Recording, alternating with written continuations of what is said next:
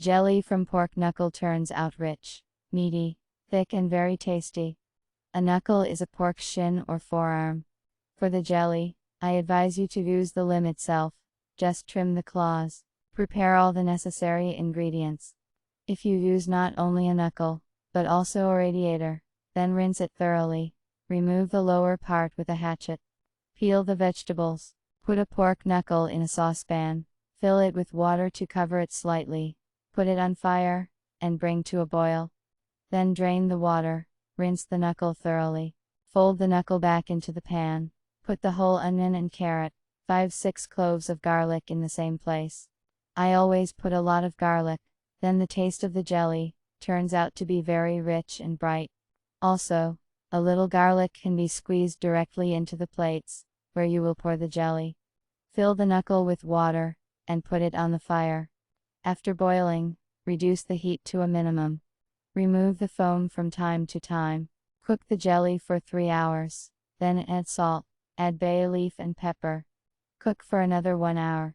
Remove the meat from the jelly, cool it.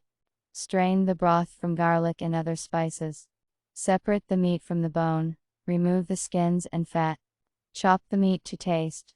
You can simply divide it into large fibers, as I did, or cut it into smaller pieces with a knife, or even pass it through a meat grinder. Cut the carrots into small cubes.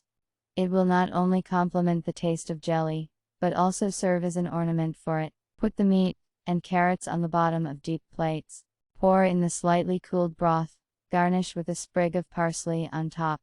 Send the plates with the jelly to a cool place. The jelly from the pork knuckle will harden quickly enough, after 2-3 hours, but I left it overnight. A thick layer of white fat formed on the surface of the jelly. Before serving it to the table, I advise you to remove it with a spoon. It's very easy to do. If you want to serve the jelly in a more original way, then lower the plate into hot water for a few minutes, and turn it over on a flat plate. On top, decorate the jelly with herbs and viburnum berries. Serve the jelly with adjika or mustard. Eat with pleasure.